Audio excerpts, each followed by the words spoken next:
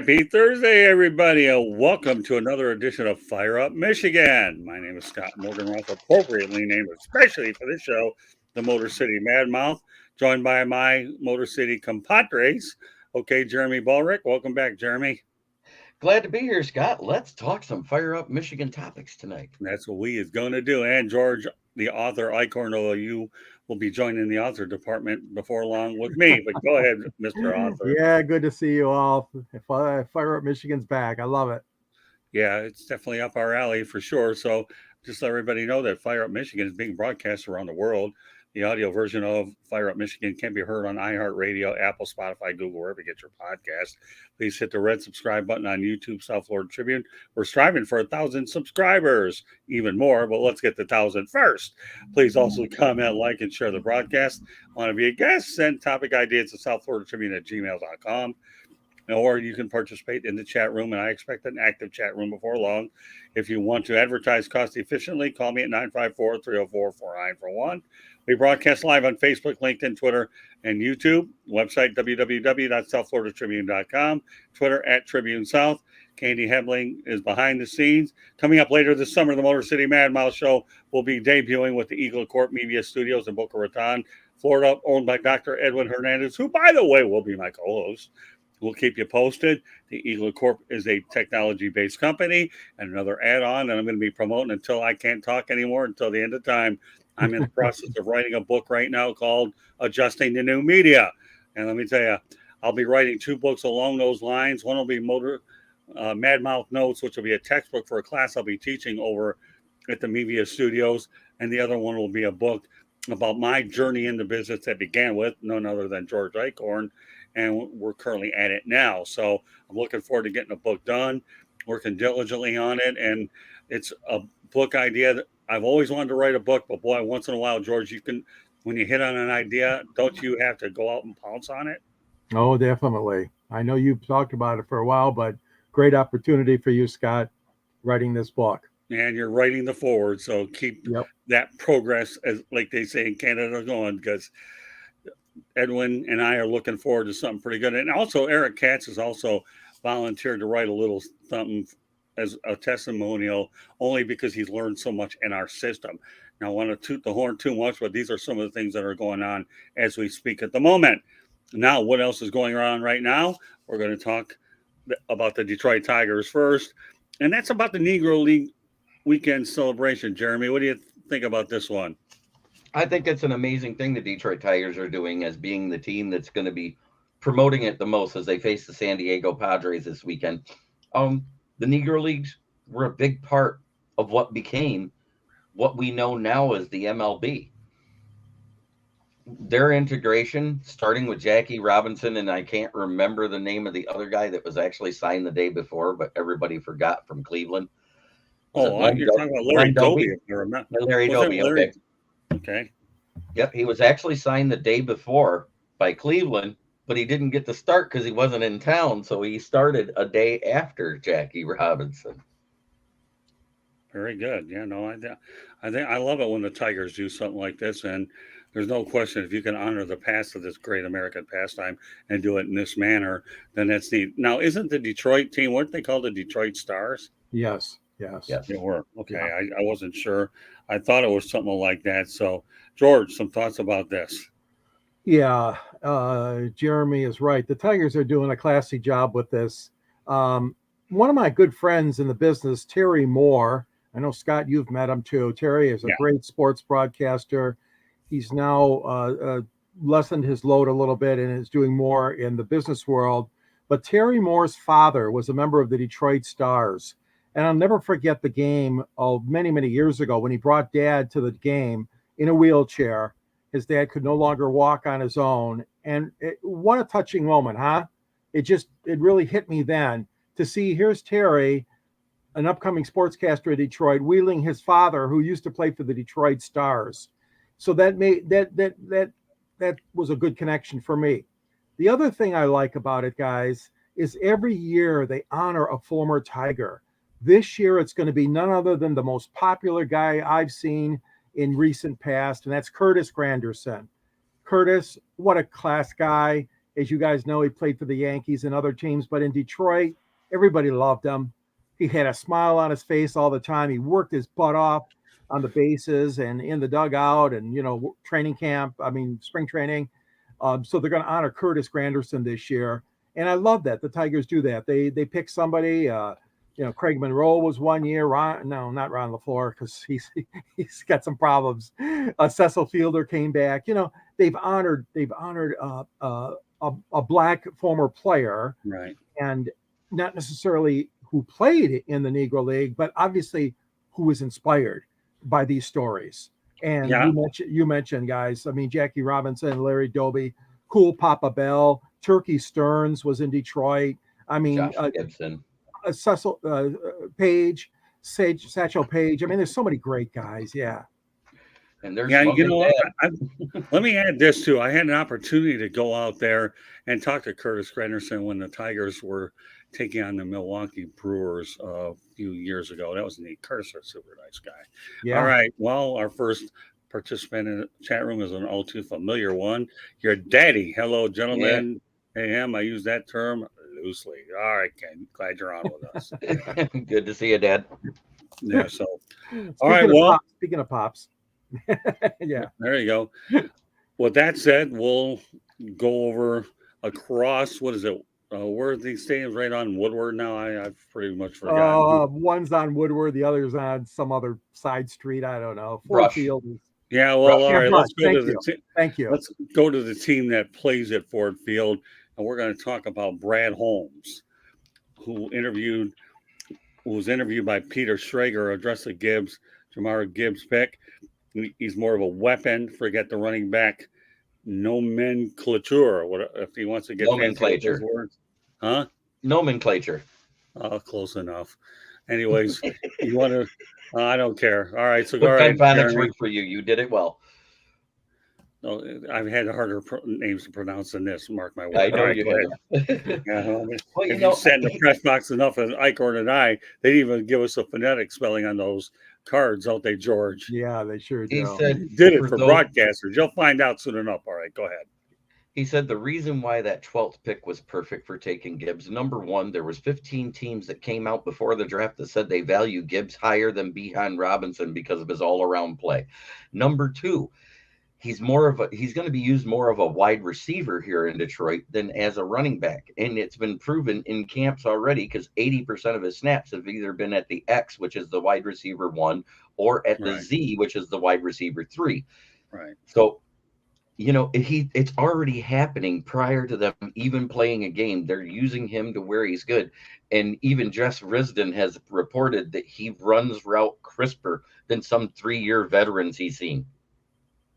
Well, let me tell you one thing. When they drafted him, I never had a problem with the pick in the first place. It came from Alabama. It's not like you're talking about a school that nobody had ever heard of. Alabama, okay? Nick Saban breeds pros, okay? If you can handle the tough love from Nick Saban, then you're going to make it to the NFL. Forget all this transfer portal and all that.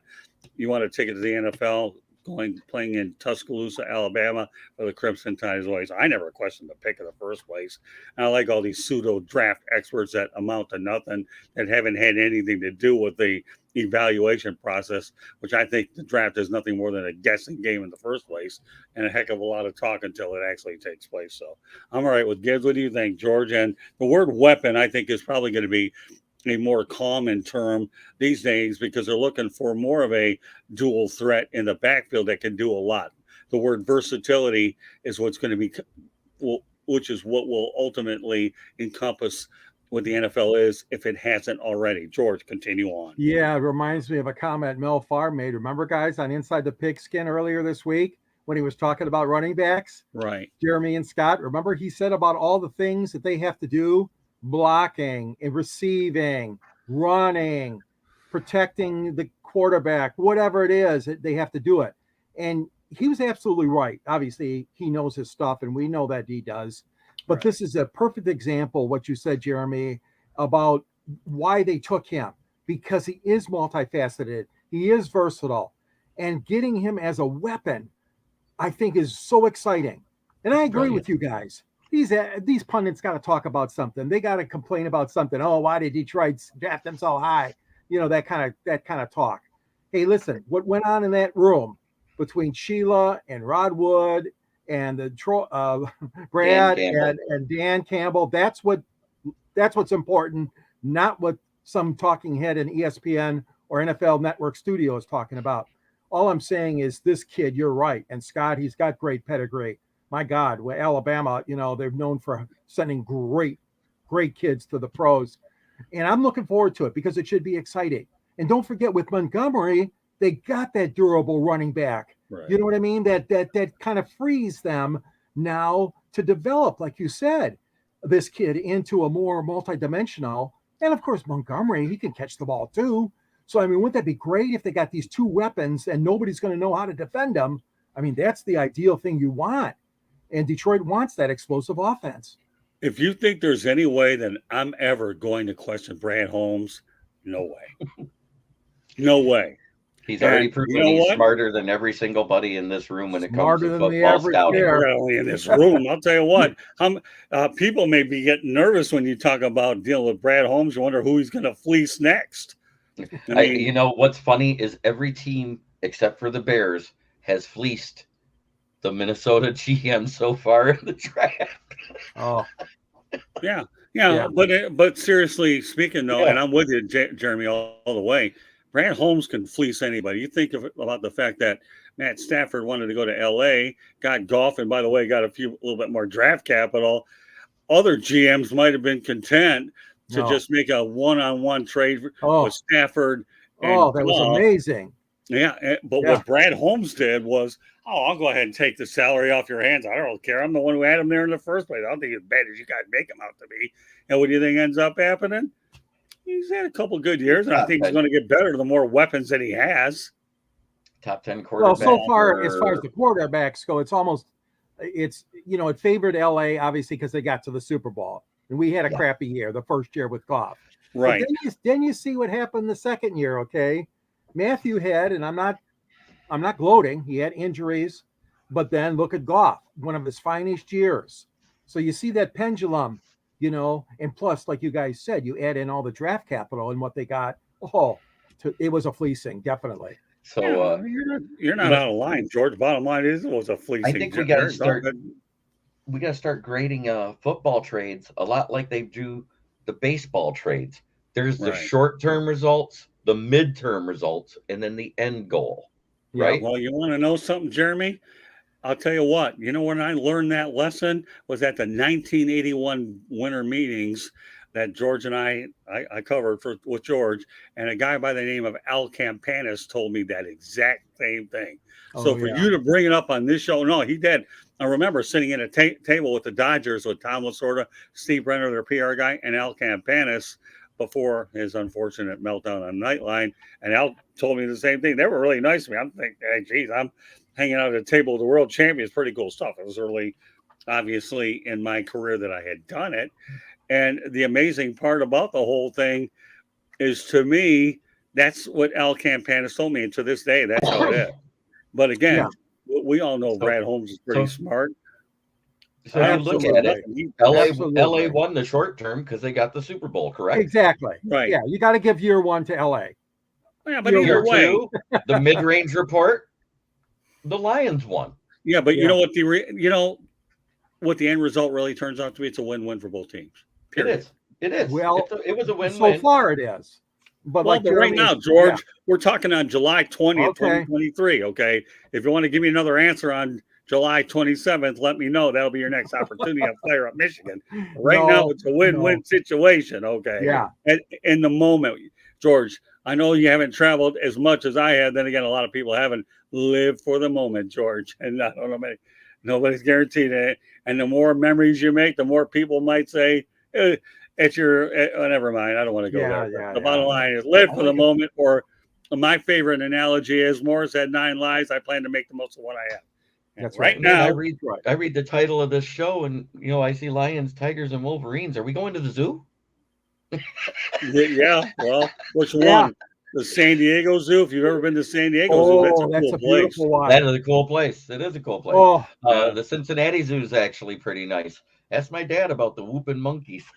Toledo and Detroit. Chicago's got a nice zoo, but Yeah, yeah, I don't know. Lions, Well, I've been Tigers. well, you know what? We can get into all the zoos you want, but I even went to the Atlanta Zoo one time. So, Oh yeah, my daughter's been there. It's lovely. yeah, it's not bad. First time I ever saw a gator that before I started seeing him in Florida, but we'll leave it alone there. Let's go to another place called the Big House. All right, University of Michigan is allowing alcohol sales in the Big House at Michigan Stadium. Jeremy, you like the idea or not? Yes and no. Yes, because when you're in the stands, you're thirsty Get off the fence. and you're watching football. No, because how are they going to moderate it when you got 21-year-old kids in college that don't know how to control their drinking? That is my only issue.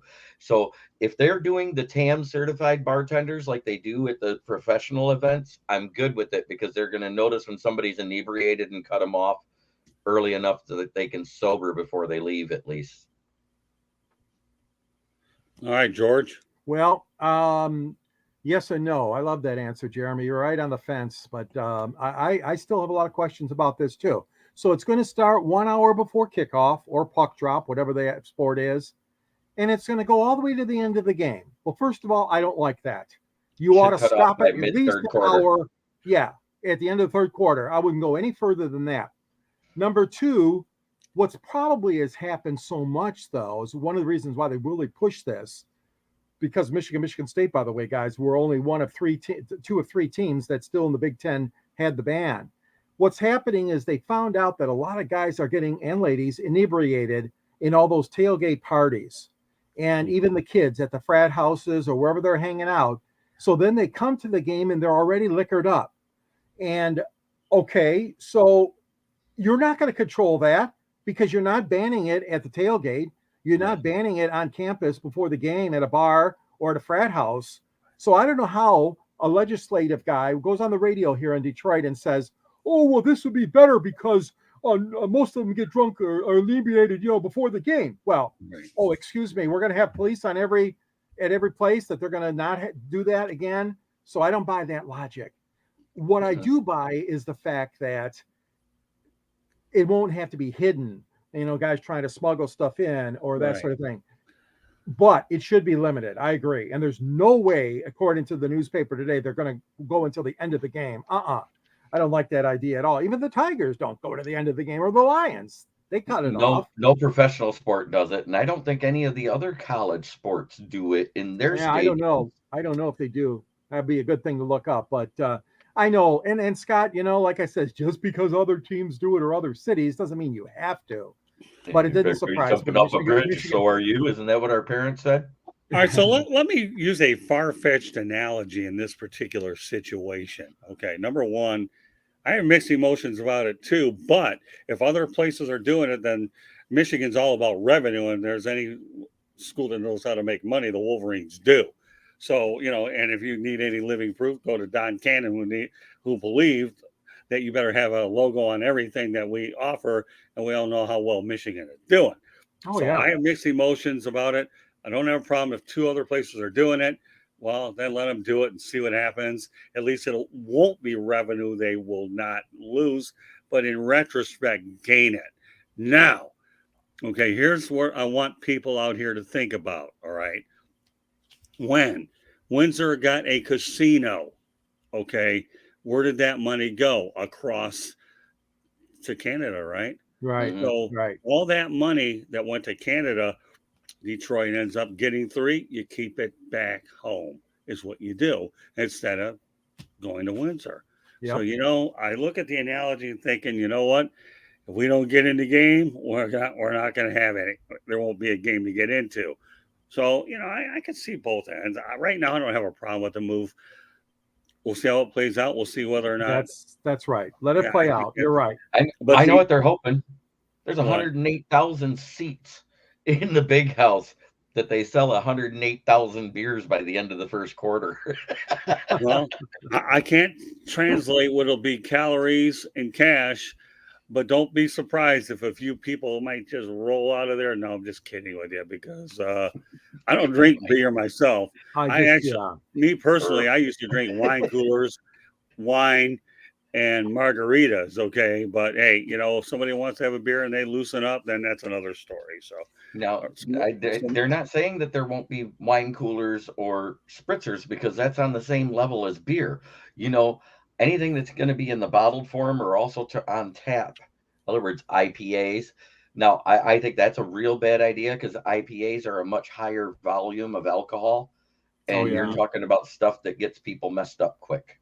right. Yeah. But my point is this. Okay, I know that beer is a popular beverage at sporting events, and you can see a lot of beer commercials on TV. So, I mean, if they have to do it there, I don't have a problem with it. I just want to see how it plays. So let's go to the chat room. I had Ken up there one time. Here's another pretty interesting comment. Talked to San Diego They Zoo said would have taken. the one before it ties in with this, I think.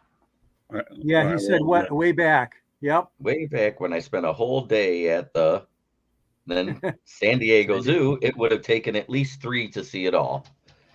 Yeah, well, Yeah, I did it one day, and I did it pretty comfortably, but it depends on the pace for which you're going to see the zoo and all that. But more power to them. All right, we got one more I want to put up here.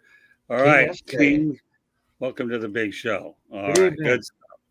All right, so one more topic I want to get to. This won't be 1 year longer broadcast, but in quantity, it's quality, and that's exactly the theme of this show. Other than the animals analogy that Jeremy so eloquently put out: lions, tigers, wolverines, and now we just added my. to it. My goodness! All right, one more topic to get to before we hit parting shots. The New York Jets trade Denzel Mims, 6'3", 203 pounds, 4.38 40 time wide receiver to New York to the Detroit Lions for a conditional 6th-round pick in 2024 and a 7th rounder in 2025. Aren't the Lions getting a pick out of this too, Jeremy? Yeah. I thought that I they didn't were. see it. I didn't see a pick, but I'll double check it. But that's all I thought saw the is Lions what were. we were giving up. I think each team was getting a pick, I thought. Yeah, No, I thought I it read it that way. looked like Either way, it Either doesn't way, matter. it's next to nothing. It's a 6th and a 7th round pick either way. You're talking about giving up a small fry and a snack size can of Pringles to get a player who's fast.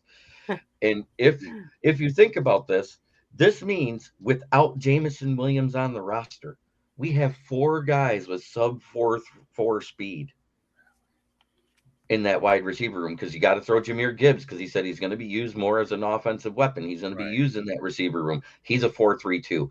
You've got Khalif Raymond, who's a 4.36. You've got who's the other kid, the new kid, Antoine Green, the 7th rounder. He's a 4.39. And there's another 4.3 guy that's slipping my mind. I wrote it down earlier, but I don't. Well, have it's not Marvin Jones. No, Marvin Jones has lost a step. He's more of a 4.6 guy now. Yeah. Amon-Ra St. Brown, who had a 4.49. Right. Yep. So you got, and Josh Reynolds, 4.42. So that's 5 guys that have above average to elite speed. You know what that does? Who are you going to cover? You tell me. That's a good point, Jeremy. The other thing is, though, guys, I was wondering, all during the day or the last few days, they said they might just have to put him on waivers, cut him.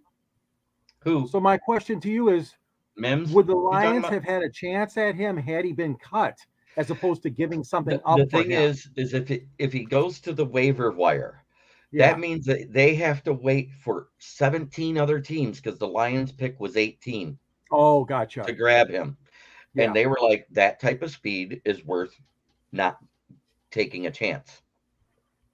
Now, granted, yes, he's had drop issues. Yes, he's had some minor injury issues, and he missed some time. But the QBs he's played with, let me list them in order. Sam Darnold, Zach Wilson, Joe Flacco washed up, and Mike White. Are any of them on the level of Jared Goff? No, because that was my next question, is why did he have so much trouble in New York with the Jets offense? Well, it happens a lot. That you think of this prior to the draft, they traded away Elijah Moore, another early pick with speed and a wide receiver in that room. You know what it is? Karen Rodgers wants room for his friends Randall Cobb and Alan Lazard on that roster. Yeah, guys that are slow and older. So they had to make room somewhere. And if you cut Aaron Rodgers' friends, he's not happy and he won't play nice. He'll quit coming to OTAs and camps and go home and go to the dark room retreat and do his mushrooms. Interesting. All right, George. Let's first of all, Austin Hacker. What's up, Jeremy? Jeremy. Will answer Hey, that Austin, question. good to see you, buddy. Hey, Austin, don't forget Scott and George. Yeah, don't forget us. And, Yeah. and while These you're at guys it, have been in Austin. this business a lot longer with me. Oh, look at this guy coming up, Scott. Oh, I love this one. Our friend Butch Davis, longtime Detroit sportscaster. Marvin Jones. Okay, yep, we mentioned him. Kansas City Monarchs. Thank you. That was one of the teams in the Negro League. Great of you to recollect. And Butch, his uncle. you're always welcome, Butch, in the chat room here in our shows. In fact, for that matter, Butch, I'll welcome you in here. But what I'd like to send a message to everybody in the chat room, please, and I say please, I'm trying to be as cordial as I can. Please subscribe to the South Florida Tribune YouTube channel. No cost to do it, except a little click and a few notifications when we're on.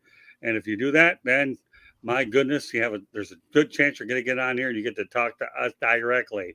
All right, George, I have some ideas on the speed, but I want you to go first. Well, I first of all, I want to correct myself. I thought he was talking about Marvin of the Lions. Butch is referring to Marvin Jones, who was Butch's uncle.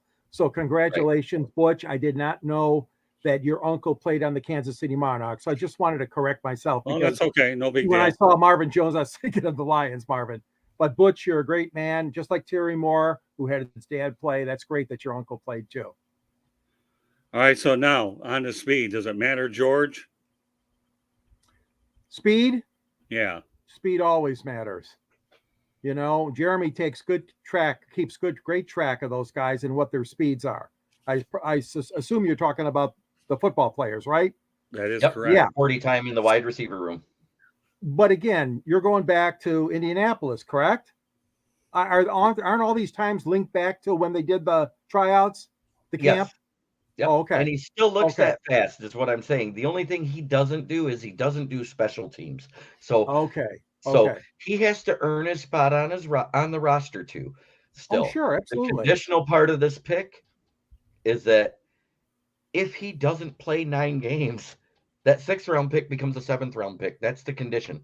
Oh, okay. So if he doesn't make the team, it's a 7th round pick. I'm good with it. Like I said, you're giving up a snack size can of Pringles and a small fry from McDonald's. Well, Butch, your invite will be in the mail, but please do me a favor by the end of the evening so George can get with you on this. Please subscribe to the South Florida Tribune YouTube channel. Go to youtube.com, look for South Florida Tribune, hit the subscribe button. George Eichhorn will have you on speed dial. We'll find a time here as we plan to bring back Fire Up Michigan regularly. I love working in this market. So, all right, George, you complete your thoughts. So please subscribe. You don't know how. No.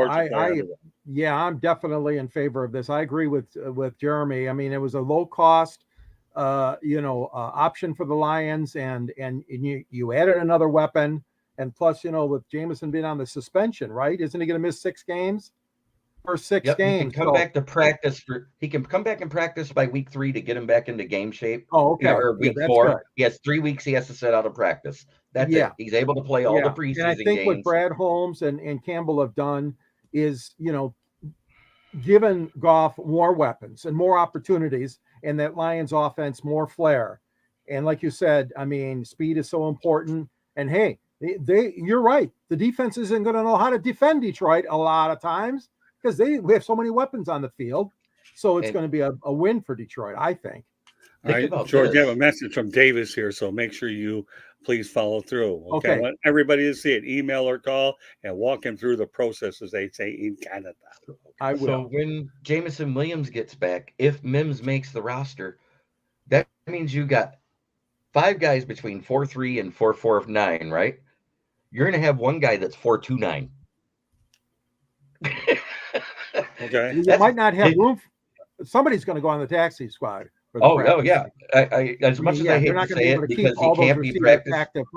Right. For every game. He can't be practice squad again this year. So I have the feeling the cut's going to be Tom Kennedy. Oh, I like him too. I like him, but he can't be on the practice squad anymore because he's been on it 4 years. Oh, gotcha. All right. Well, let me give you a little bit of information about what I think of speed. Before I do that, though, we're going to go to Rodney Fouch in the chat room. I have some very interesting thoughts. I hope that you guys feel that you guys know much about that kid, seeing he is fast. Why did the Jets let him go? I think the injury issues. I think the injury. injury issues, underperformance of that contract, and when they draft him 2020, that usually leads. And yes, I won't say that the Jets have a few former Packers that want to make Rodgers happy, but let's face the reality. The way I look at it is, to me, everybody thinks that the Jets are a top-notch contender. I'm not ready to see that yet. I need to see more on the field during the season. Now, here's my perspective of speed. This is what I know. I have two longtime Detroiters, and I've been out of town since 1999 in the Sun Belt, beginning with Arizona and re-landing in South Florida. Okay, I have zero problem with the Mims trade. I really don't. Again, what did I say earlier in the show? I don't doubt anything Brad Holmes does. And number two, I find this as an insurance policy, and you never know. That insurance policy could turn it, you can cash in on it, and it could cash and pay some big dividends. Now, I'm not giving you people financial advice out there because I'm the last one to do it. If you want financial advice, I can, when we go off air, I'll give you a couple people that might be able to do it. But as I reiterated, okay, since I've lived away from the Minton State for a while, once upon a time, back in the 1980s, I covered the Miami Dolphins, okay? Mark Duper was extremely fast, but the thing is he could catch the football, and it's all about catching the football. So I don't care if you're fast and you're on a great, 4.3, that's all well and good, but if you can't catch the football, it doesn't matter how fast you are, item number one. Item number two, for those that are old enough to remember this, Ronaldo, we all know about Ronaldo Nehemiah. I believe he got a contract from the 49ers. Didn't last very long as well. So, it's okay to outrun everybody, but you got to catch the football. In baseball, the name of the game is let bat hit the ball, and you got to catch the football because we know if you do have speed and you catch the football, that runs after the catch is a legitimate stat. So, speed's important, but you got to catch the football. Duper has, and he turned Dan Marino into a Hall of Famer. And the way I look at it is Nehemiah was better on track and field than he was in the NFL. Lions used to have somebody named Earl McCullough. He was a track star. Remember Earl McCullough back in the late 60s, early 70s? I've heard the name, but I didn't know him.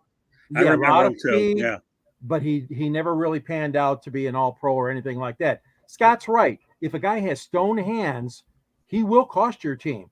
You don't want anybody with stone hands, but we're not saying that any of these receivers have stone hands. But here's what I was going to say. He did have a drop problem, but he also didn't have great QBs.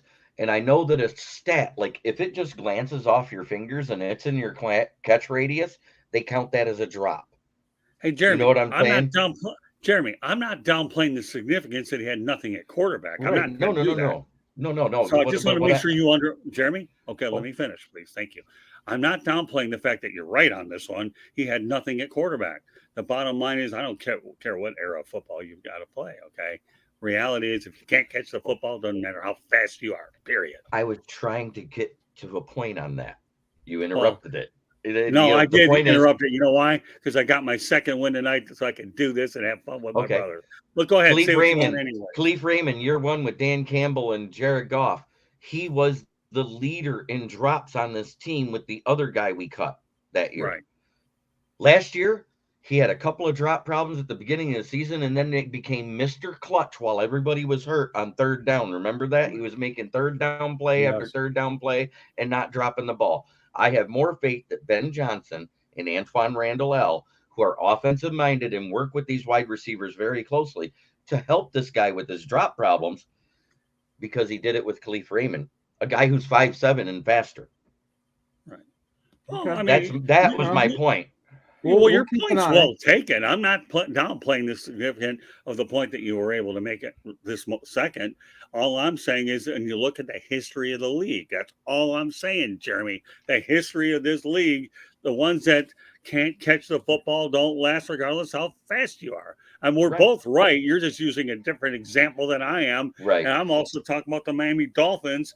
You're talking about the Detroit Lions, and then George slipped an Earl McCullough thing. I do remember him playing, by the way, George. A lot of speed. Right. So if I'm the Lions, this is one of the things, or a Lions observer, I'm going to watch in training camp. How is this guy Mims going to fit in? Now, obviously, Goff's not going to take many snaps in those 3 preseason games. We know that. No starting quarterback does that much anymore.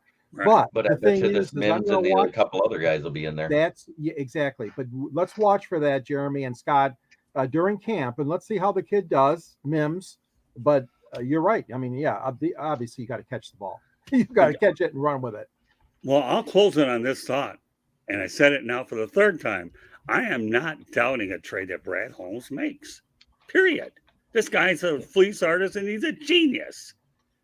And The King Lions I can't still SJ want even- to analyze trades after King some SJ results come in. says it best, but you can't coach speed though.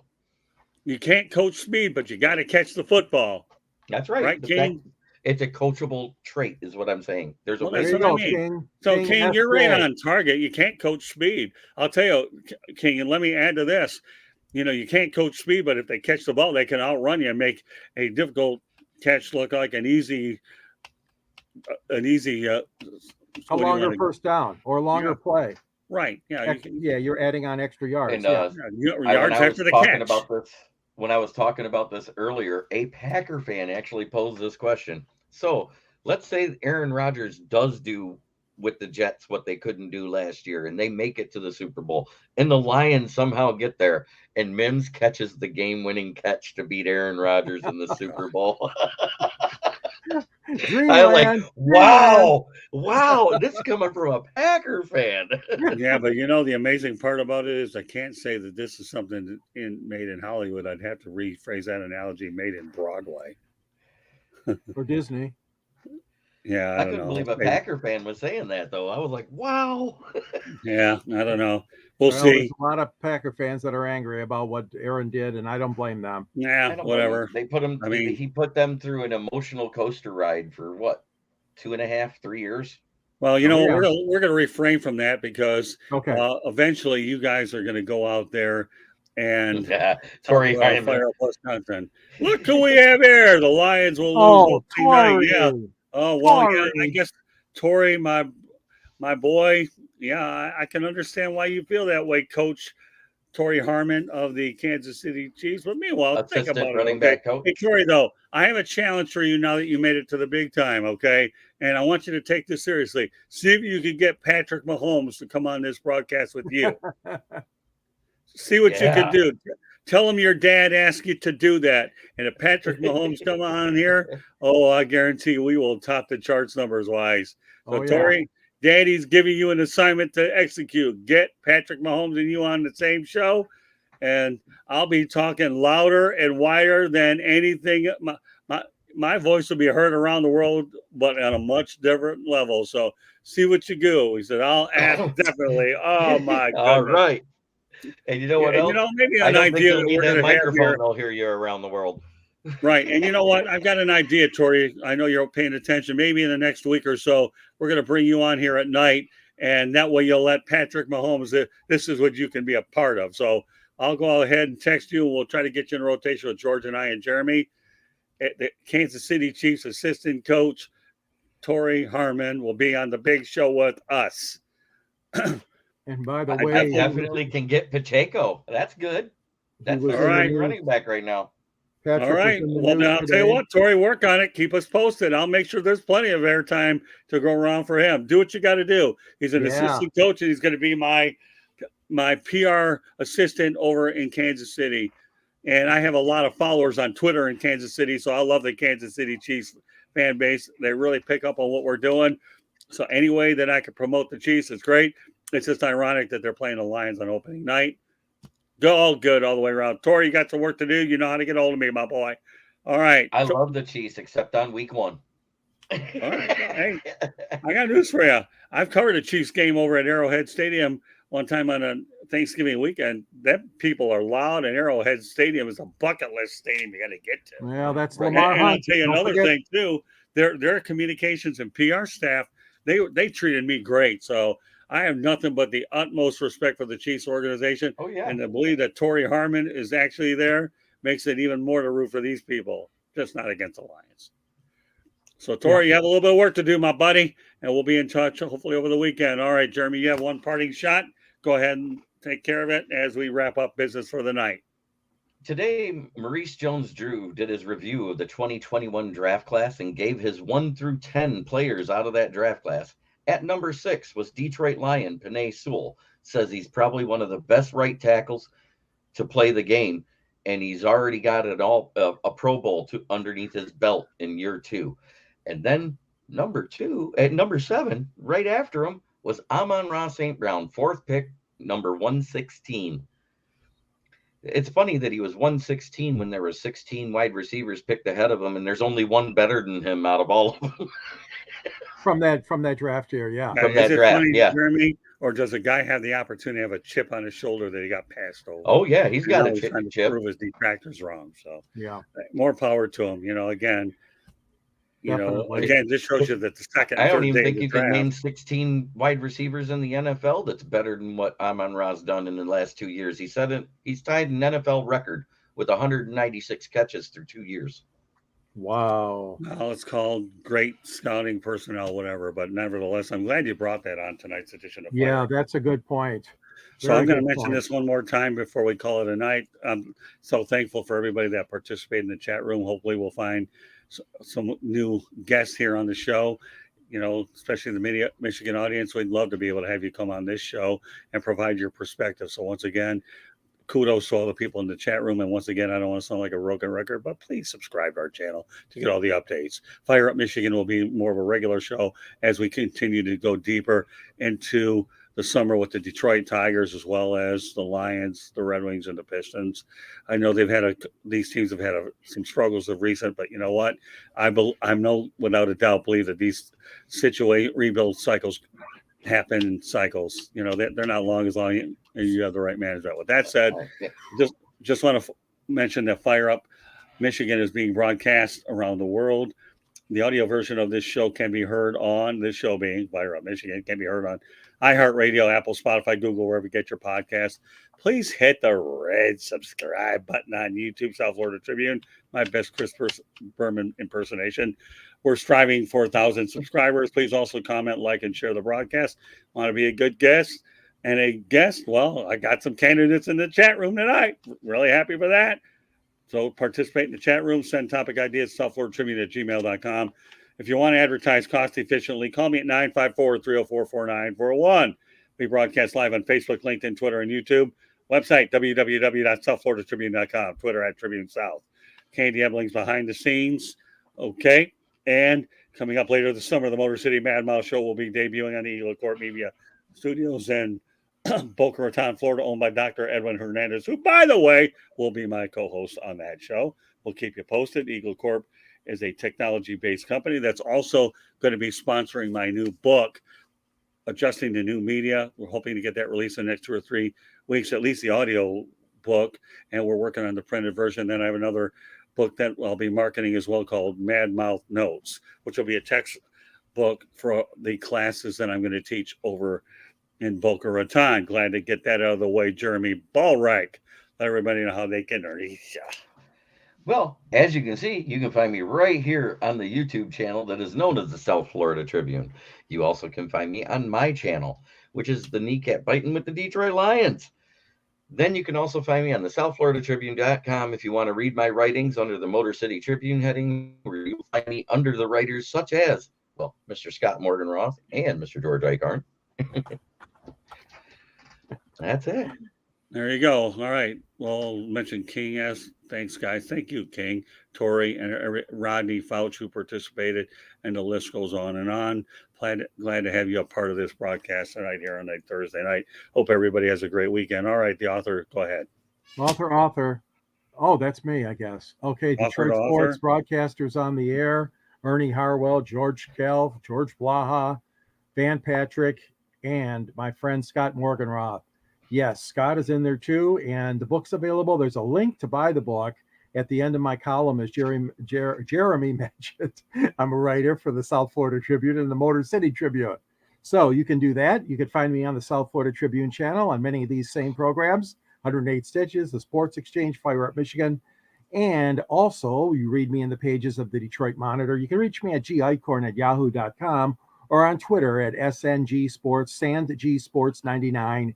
Good to be part of the show again, guys. And another comment from Rodney Fouch. I'll make sure I get everyone on before we end the broadcast. Rodney Fouch says, thanks, fellas. Good seeing you. Have a good weekend. And Rodney, it's been a pleasure having you on tonight as a participant. Yeah, And thank you, like I said, Rodney.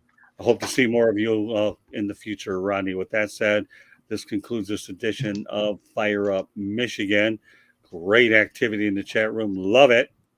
And we look forward to, we'll be back on the air with another edition of Fire Up Michigan. We're working on landing Detroit news writer Lynn Henning. George is working on that for Monday night. Meanwhile, I want to thank everybody for joining us. Jeremy, once again, great job. Then again, how many times have you heard that?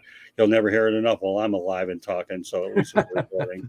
George, what can You I talking say? to me? Yeah, well, I don't know. Thank you, Well, Scott. I guess those headphones didn't allow you to hear my message, or maybe they did. Just kidding. Yeah, it did. I'm just playing. I know, you Thank you always very do. much. I'd rather stay humble than toot my own horn. Well, you know what? That's a good trait. It Yep. really is. I say that sincerely because if you stay humble, toot your own horn, then you go out there, just do the best you can and do better the next time. And in the eyes of Tony Kornheiser and Mike Wilbon, pardon the interruption, one of the best shows that ESPN still has. Their goal is let's see if we can do better the next time. And I strive for that type of mindset here on all the broadcasts we do. George, once again, as usual, for the 400 million times in 43 years working with you. Good job.